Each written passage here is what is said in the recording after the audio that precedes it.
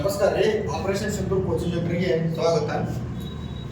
Next 2025 SSGD question paper ಅನ್ನ solve ಮಾಡೋಣ್ರಿ. ಇದು reasoning 2025 SSGD ಒಳಗೆ ಇರತಕ್ಕಂಥ ರೀಸನಿಂಗ್ ರೀ. ಇದು ಚಾಪ್ಟರ್ ಹೆಸರ ದಾಳಗಳು ಬರುತ್ತೆ ರೀ. ಡೈಸ್ ದಾಳಗಳು ಬರುತ್ತೆ ನೋಡ್ರಿ. ಇದು ಯಾವ ತರ ಬಿಡಿಸ್ಬೇಕು ಅಂತಂದ್ರೆ ಇಲ್ಲಿ ನೋಡ್ರಿ, ERALOT ಮುಖಗಳಿವೆ. ಈ ವಿರುದ್ಧ ಮುಖ ಯಾವುದು? ಇವು ಎಲ್ಲ ಮುಖಗಳ ಹೆಸರು ನೋಡ್ರಿ. ಇವು ಇದ್ರಾಗ ಈ ವಿರುದ್ಧ ಮುಖ ಯಾವುದು ಕೇಳಿರಿ. ನೋಡ್ರಿ ಯಾವ ತರ ಬಿಡಿಸ್ಬೇಕು. ಫಸ್ಟ್ ಕೆಲಸ ಏನ್ ಮಾಡ್ಬೇಕಂದ್ರೆ ಕಾಮನ್ ಆಗಿರ್ತಕ್ಕಂಥ ನೋಡ್ಕೊಡ್ರಿ. ಕಾಮನ್ ಆಗಿರ್ತಕ್ಕಂಥ ಎರಡೋದ್ರ ಕಾಮನ್ ಇರ್ತಕ್ಕಂಥ ಮುಖಗಳು ಯಾವ್ದಾವ್ರಿ? ಆ ರೀತಿ ಇಲ್ಲೂ ಆ ರೀತಿ ಎರಡು ಕಡೆ ಆ ಅದಾವ್ರಿ. ಕಾಮನ್ ಇರ್ತಕ್ಕಂಥ ಬರ್ಕೋಬೇಕ್ರಿ.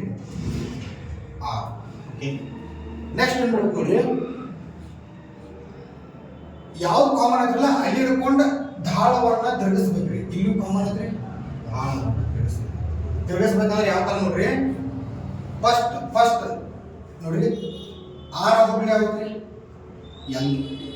ಎಲ್ ಆದ ಕಡೆ ಬರುತ್ತ್ರಿ ಟಿ ಬರ್ತೀನಿ. ಇಷ್ಟು ಕೆಲಸ ಮಾಡೋದು. ನೆಕ್ಸ್ಟ್ ಎರಡನೇ ದಾಳಕ್ಕೆ ಹೋಗೋದು. ನೆಕ್ಸ್ಟ್ ನೋಡ್ರಿ, ಇಲ್ಲಿ ಆರ್ ಕಾಮನ್ ಆಗೈತ್ರಿ. ಯಾವಾಗಲೂ ಒಂದು ಮುಖ ಸೇಮ್ ಇರ್ತಕ್ಕಂಥ ಮಕ್ಕಳು ಅಪೋಸಿಟ್ ಯಾಕೆ ಸಾಧ್ಯನೇ ಇಲ್ಲ ಅಂತ ಹೇಳಕ ಸೆಕೆಂಡ್ ಲೈನ್ ಏನ್ ಮಾಡಿದ್ರಿ, ಸೆಕೆಂಡ್ ತಾಳಕ್ಕಂದ್ರೆ ಆರ್ ತಳಗ ಬಿಟ್ಟು ಬಿಡುದ್ರಿ. ಬಿಟ್ಟು ನೆಕ್ಸ್ಟ್ ಮಾಡಿದ್ರಿ ಆರ್ ಆದ ಕೂಡಲೇ ಯಾವ್ದ್ರಿ ಓ ಆದ ಕೂಡಲೇ ಇಲ್ಲಿ ಯಾಕೆ ಬಿಟ್ಟು ಹೇಳ್ರಿ, ಆರ್ ಅಪೋಸಿಟ್ ಆರ್ ಯಾವಾಗಲೂ ಬರಂಗಿಲ್ರಿ. ಆರ್ ಅಪೋಸಿಟ್ ಆರ್ ಬರಂಗಿಲ್ಲ, ಸೊ ಅದನ್ನ ಬಿಟ್ವಿ.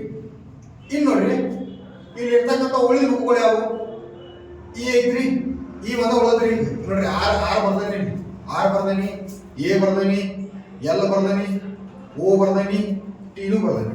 ಅಂದ ಬಳಕ ಎ ಅಪೋಸಿಟ್ ಡಿ ಆತ್ರಿ, ಓ ಅಪೋಸಿಟ್ ಎಲ್ ಆತು. ಉಳಿದಂತ ಯಾವ್ದ್ರಿ? ಈ ಒಂದ ಉಳಿದ ಅದ ಈ ಅಪೋಸಿಟ್ ಯಾವ್ದ್ರಿ? ಆರ್. ಆನ್ಸರ್ ಇಸ್ ರೀ ಆರ್. ಸಿಂಪಲ್ ಆಗಿ ಇಷ್ಟ ಈ ತರ ಬಿಡಿಸಿದ್ರಿ. ಅರ್ಥದಲ್ರಿ? ನೋಡ್ರಿ ಎರಡನೇ ಕ್ವಶನ್ ಏಜ್ ಚಾಪ್ಟರ್ ಮೇಲೆ ಐತ್ರಿ. ಪ್ರಕಾಶ್ ಮತ್ತು ಪ್ರಿಯಾ ಅವರ ವಯಸ್ಸಿನ ಅನುಪಾತ 5:7. 16 ವರ್ಷಗಳ ಹಿಂದೆ ಅವರ ವಯಸ್ಸಿನ ಅನುಪಾತ 3:5 ಆಗಿತ್ತು. ಪ್ರಸ್ತುತ ಪ್ರಕಾಶನ ವಯಸ್ಸು ಎಷ್ಟು? ಈ ತರ ಕ್ವಶನ್ಸ್ ಬಂದಾಗ್ರಿ ಎಕ್ಸ್ ಮೆಥಡ್ಲೆ ಬಿಡಿಸ್ತಾರೆ. ಎಕ್ಸ್ ಮೆಥಡ್ಲೆ ಬಿಡಿಸ್ಕೊಡ್ಬಾರ್ದು. ಎಕ್ಸ್ ಮೆಥಡ್ಲೆ ಬಿಡಿಸೋದ್ರಿಂದ ವೇಸ್ಟ್ ಆಫ್ ಟೈಮ್. ಸೊ ಯಾವ ತರ ಬಿಡಿಸ್ಬೇಕು ನೋಡ್ರಿ, ಈಜಿಯಾಗಿ. ಪ್ರಕಾಶ್ ಮತ್ತು ಪ್ರಿಯಾ ಅವರ ವಯಸ್ಸಿನ ಅನುಪಾತ 5:7. ಈ ಸದ್ಯಕ್ಕಿಂತ ಅದು ಸದ್ಯಕ್ಕಿಂತ ಪ್ರಕಾಶಿಂದ 5, ಪ್ರಿಯಾ ಅವತ್ತು 7 ಅನುಪಾತ 5:7. 16 ವರ್ಷಗಳ ಹಿಂದೆ ಅವರ ವಯಸ್ಸಿನ ಅನುಪಾತ 16 ವರ್ಷಗಳ ಹಿಂದೆ ಅವರ ವಯಸ್ಸಿನ ಅನುಪಾತ ಎಷ್ಟಿತ್ರಿ? 3:5 ಆಗಿತ್ತು. ಪ್ರೆಸೆಂಟ್ 5:7 ಐತಿ. 16 ವರ್ಷಗಳ ಹಿಂದೆ 3:5 ಆಗಿತ್ತು. 16 ವರ್ಷಗಳ ಹಿಂದೆ ಹೌದ್ರಿ. ನೋಡ್ರಿ, ಈಗ ನಾವೇನ್ ಮಾಡೋಣಪ್ಪ ಅಂತಂದ್ರ ರೇಷೋದಾಗ ಎಷ್ಟು ಪರ್ಸೆಂಟ್ ಆಗಿತ್ತು ನೋಡ್ಬೋದು. ರೇಷೋದಾಗ ಎಷ್ಟು ಹಿಂದದಾರು? ರೇಷಿಯೋದಾಗ ಇಲ್ಲಿಯೂ 2 ಹಿಂದಿದಾರ್ರಿ. ರೇಷಿಯೋದಾಗ ಇಲ್ಲಿಯೂ 2 ವರ್ಷ ಹಿಂದದಾರು. ಹೌದ್ರಿ. ರೇಷಿಯೋ ಪ್ರಕಾರ 2 ವರ್ಷ ಹಿಂದದಾರು. ಅವ್ರು ಎಷ್ಟು ಹೇಳ್ತಾರ್ರಿ? 16 ಅಂತ ಹೇಳ್ತಾರೆ. ಹೌದ್ರಿ. ರೇಷಿಯೋ ಪ್ರಕಾರ 2 ವರ್ಷ, ಅವ್ರು ಹೇಳತ್ತಾರು 16 ವರ್ಷ. ಎಷ್ಟು ಪಟ್ಟು ಜಾಸ್ತಿ ಅನ್ಕೊಳತ್ತಾರ? ನಮ್ಮ ರೇಷಿಯೋಕ್ಕಿಂತ 8 ಪಟ್ಟು ಜಾಸ್ತಿ ಅನ್ಕೊಳತ್ತಾರೆ. ನಮ್ಮ ರೇಷಿಯೋಕ್ಕಿಂತ 8 ಪಟ್ಟು ಜಾಸ್ತಿ ಅನ್ಕೊಳತ್ತಾರ. ಓಕೆ, ಯಾರ ವಯಸ್ಸು ಹೇಳ್ರಿ ಈಗ? ಅವರ ಪ್ರಕಾಶ್ ವಯಸ್ಸು. ಪ್ರಕಾಶ್ ಎಷ್ಟು ಅಂದ್ರೆ ಈಗ ರೇಷಿಯೋ ಪ್ರಕಾರ 5 ಅದ. ಪ್ರಕಾಶ್ ರೇಷಿಯೋ ಪ್ರಕಾರ 5 ಅದಾನು. ಅವ್ರ ರೇಷಿಯೋಕ್ಕಿಂತ ನಮ್ಮ ರೇಷಿಯೋಕ್ಕಿಂತ ಅವರು 8 ಪಟ್ಟು ಜಾಸ್ತಿ ಅನ್ಕೊಳತ್ತಾರ. ಅಂದ್ರೆ 5 8 40. ಪ್ರಕಾಶನ ವಯಸ್ಸು ಪ್ರೆಸೆಂಟ್ ಇಟ್ಟಿದ್ರಿ 40. ಸಪೋಸ್ ಈಗ ಅವರು ಪ್ರಕಾಶನ 16 ವರ್ಷಗಳ ಹಿಂದಿನ ವಯಸ್ಸು ಅಂತ ಕೇಳಿ ನೋಡ್ರಿ. ಪ್ರಕಾಶ್ 16 ವರ್ಷ ಹಿಂದೆ ಎಷ್ಟಿದ್ರಿ? 3 ಇದ್ರಿ. ರೇಷಿಯೋ ಪ್ರಕಾರ 3 ಇದ್ದ. ಅದಕ್ಕೂ ಏನ್ ಮಾಡೋಣ್ರಿ, 8 ಎಷ್ಟು 24. ಎಷ್ಟ್ರಿ? 16 ವರ್ಷಗಳ ಹಿಂದೆ 24 ಇದ್ದ. ಬೇಕಾದ್ರೆ ನೋಡ್ರಿ, ಈಗ ಎಷ್ಟು ಡಿಫರೆನ್ಸ್ ನೋಡ್ರಿ? 40ಕ್ಕಿಂತ 24 16 ವರ್ಷ ಡಿಫರೆನ್ಸ್ ಐತ್ರಿ. ಈ ರೀತಿ. ಓಕೆ, ಅರ್ಥ ಆಗ್ತಲ್ರಿ? ನೋಡ್ರಿ ಮೂರನೇ ಕ್ವಶನ್ ಒಂದು ಜಿ ಕೆ ಬಿಡಿಸೋಣ ಪ್ಲಾನ್ ಮಾಡಿದ್ರಿ. ಜಿ ಕೆ ನೋಡ್ರಿ, ಜಿ ಕೆ ಕ್ವಶನ್ ಇದು 2024 SSLC ಒಳಗೆ ಕೇಳಿದ್ರಿ. 2024 SSLC ಒಳಗೆ ಚಂದ್ರಗುಪ್ತ ಮೌರ್ಯನ ಮೊಮ್ಮಗನ ಹೆಸರು, ಚಂದ್ರಗುಪ್ತ ಮೌರ್ಯನ ಮೊಮ್ಮಗನ ಹೆಸರು ಅಂತ ಕೇಳಿದ್ರಿ. ನೋಡ್ರಿ, ಚಂದ್ರಗುಪ್ತ ಮೌರ್ಯನ ಮೊಮ್ಮಗನ ಹೆಸರು ಹರ್ಷವರ್ಧನ ಅಲ್ರಿ. ಯಾಕೆ ಹರ್ಷವರ್ಧನ ಅಲ್ರಿ? ಇವು ವರ್ಧನ ಸಂತತಿ ಅವ್ರಿ, ವರ್ಧನ ಸಂತತಿಯವರ ಪ್ರಮುಖ ದೊರೆ ಹರ್ಷವರ್ಧನ. ನೆಕ್ಸ್ಟ್ ಬಿಂದುಸಾರ, ಬಿಂದುಸಾರನು ಅಲ್ರಿ. ಬಿಂದುಸಾರ ಯಾರ್ರಿ? ಚಂದ್ರಗುಪ್ತ ಮೌರ್ಯನ ಮಗರಿ Bindusara. Next third option Ashoka, right answer. Chandragupta ಮೌರ್ಯನ ಮೊಮ್ಮಗನ ಹೆಸರೇನ್ರಿ? ಅಶೋಕ. ಅಶೋಕ ಚಕ್ರವರ್ತಿ ಚಂದ್ರಗುಪ್ತ ಮೌರ್ಯನ ಮೊಮ್ಮಗನ. ನೆಕ್ಸ್ಟ್ ನೋಡ್ರಿ ಕನಿಷ್ಕ. ಈ ಕನಿಷ್ಕನು ಅಲ್ರಿ. ಕನಿಷ್ಕ ಯಾರು ಗೊತ್ತಲ್ರಿ? ಕುಶಾನರ ಪ್ರಮುಖ ದೊರೆ ಕನಿಷ್ಕ. ಈ ತರ ಸ್ವಲ್ಪ ಓದೋದ್ರಿ. ಇನ್ನೊಂದು ಏನಪ್ಪಾ ಅಂತಂದ್ರೆ ಇದು ಸ್ವಲ್ಪ ಇದ್ರ ಬಗ್ಗೆ ಇನ್ಫಾರ್ಮೇಶನ್ ತಿಳ್ಕೊಳ್ರಿ. ಈಗ ಹರ್ಷವರ್ಧನ, ವರ್ಧನ ಸಂತತಿಗಳ ಪ್ರಮುಖ ದೊರೆ ಹರ್ಷವರ್ಧನ. ಹರ್ಷವರ್ಧನ್ ಏನ್ ತಿಳ್ಕೊಬೇಕಪ್ಪ ಅಂದ್ರ ಕ್ರಿಸ್ತ ಶಕ 618ರಾಗ, ಕ್ರಿಸ್ತ ಶಕ 618ರಾಗ ನರ್ಮದಾ ನದಿ ಕಾಳ ನಡೆಯಿತು. ನರ್ಮದಾ ನದಿ ಕಾಳಾಗ ಕ್ರಿಸ್ತ ಶಕ 618ರಾಗ ನರ್ಮದಾ ನದಿ ಕಾಳ ನಡೆಯಿತ್ರಿ. ಹರ್ಷವರ್ಧನ ಮತ್ತು ಇಮ್ಮಡಿ ಪುಲಿಕೇಶಿ ಮಧ್ಯೆ ನರ್ಮದಾ ನದಿ ಕಾಳಾಗ 618 ನಡೀತೀವಿ. ಕ್ರಿಸ್ತ ಶಕ 618ರಾಗ. ಸೊ ಈ ನರ್ಮದಾ ನದಿ ಕಾಳಗ ಒಳಗ ಹರ್ಷವರ್ಧನ ಸೋಲ್ತಾನ್ರಿ, ಇಮ್ಮಡಿ ಪುಲಿಕೇಶಿ ಗೆಲ್ತಾರ್ರಿ. ನೋಡ್ರಿ, ಹರ್ಷವರ್ಧನ ಇವ್ರಿಗೆ ಇರ್ತಕ್ಕಂಥ ಬಿರುದುಗಳ್ರಿ. ಇವ್ರಿಗೆ ಕೆಲವೊಂದು ಬಿರುದುಗಳಿದ್ದು. ಏನ್ ಬಿರುದಪ್ಪ ಅಂತಂದ್ರೆ ಉತ್ತರ ಪ್ರತೇಶ್ವರ, ಉತ್ತರ ಪ್ರತೇಶ್ವರ ಶಿಲಾದಿತ್ಯ ಅಂತ ಕರೀತಾರೆ. ಇವ್ರಿಗೆ ಇರ್ತಕ್ಕಂಥ ಬಿರುದುಗಳು ಉತ್ತರ ಪ್ರತೇಶ್ವರ ಶಿಲಾದಿತ್ಯ. ಇನ್ನ ಇಮ್ಮಡಿ ಪುಲಿಕೇಶಿ, ಇವರು ಕನ್ನಡದ ಹೆಮ್ಮೆ. ಇಮ್ಮಡಿ ಪುಲಿಕೇಶಿ ಇವರು ದಕ್ಷಿಣ ಪ್ರತೇಶ್ವರ ಅಂತ ಕರೀತಾರೆ. ಇವ್ರಿಗೆ ದಕ್ಷಿಣ ಪ್ರತೇಶ್ವರ, ಇಮ್ಮಡಿ ಪುಲಿಕೇಶಿ ನಮ್ಮ ಕನ್ನಡದ ಹೆಮ್ಮೆ.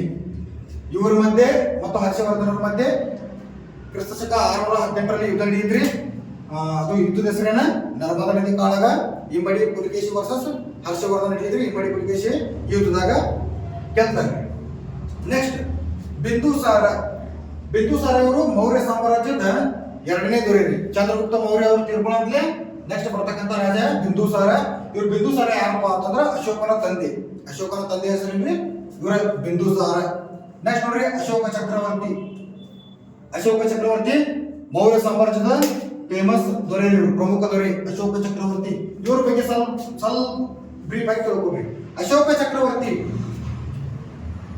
ಇವ್ರದ್ದು ಏನಪ್ಪ ಅಂದ್ರೆ 261ರಾಗ ಕ್ರಿಸ್ತ ಶಕ 261ರಾಗ ಕಳಿಂಗ ಯುದ್ಧವನ್ನ ಮಾಡ್ತಾರೆ. ಕಳಿಂಗ ಯುದ್ಧ ಕ್ರಿಸ್ತ ಶಕ 261ರಾಗ ಕಳಿಂಗ ಯುದ್ಧವನ್ನ ಮಾಡ್ತಾರೆ. ಕಳಿಂಗ ಅಂದ್ರೆ ಈಗಿನ ಒರಿಸ್ಸಾಗ ಅವಾಗ ಕಳಿಂಗ ಅಂತ ಹೆಸರಿತ್ತು, ಮೊದಲನೇ ಹೆಸರು. ನೋಡ್ರಿ, ಅಶೋಕ ವರ್ಸಸ್ ಖಾರವೇಲ ಮಧ್ಯೆ ನಡೆಯಿತ್ರಿ. ಅಶೋಕ ವರ್ಸಸ್ ಖಾರವೇಲರ ಮಧ್ಯೆ ಈ ಒಂದು ಕಳಿಂಗ ಯುದ್ಧ ನಡೆಯುತ್ತಿ ಕ್ರಿಸ್ತ ಶಕ 261ನೇ ಇಯರ್ ಒಳಗೆ. ನೆಕ್ಸ್ಟ್ ಅಶೋಕನ ಏನ್ ಮೇನ್ ಅಂತಂದ್ರೆ ಅವ್ರ ಶಾಸನಗಳು. ಇವ್ರ ಕರ್ನಾಟಕದಾಗ ಇರತಕ್ಕಂಥ ಶಾಸನ ಮೇನ್ ಯಾವಪ್ಪ ಅಂತಂದ್ರೆ ಮಸ್ಕಿ ಶಾಸನ. ಅಶೋಕನಿಗೆ ಸಂಬಂಧಿಸಿದ ಕರ್ನಾಟಕದಾಗ ಇರತಕ್ಕಂಥ ಶಾಸನ ಯಾವ್ದ್ರಿ? ಮಸ್ಕಿ ಶಾಸನ.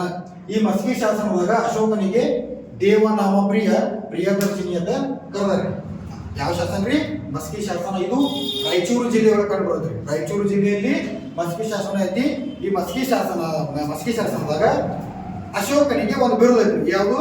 ದೇವನಾಮ ಪ್ರಿಯದರ್ಶಿನಿ ಅಶೋಕ ಅಂತ ಒಂದು ಬಿರುದು ಐತ್ರಿ. ಆ ಬಿರುದ ಮಸ್ಕಿ ಶಾಸನದಾಗ ಐತಿ. ನೆಕ್ಸ್ಟ್ ಅಶೋಕನಿಗೆ ಯಾವುದು? ಕಳಿಂಗ ಯುದ್ಧ ಇರಲಿಲ್ಲ, ಕಳಿಂಗ ಯುದ್ಧ. ಈ ಕಳಿಂಗ ಯುದ್ಧದ ಬಗ್ಗೆ ತಿಳಿಸ್ತಕ್ಕಂಥ ಒಂದು ಶಾಸನ ಬರುತ್ತೆ.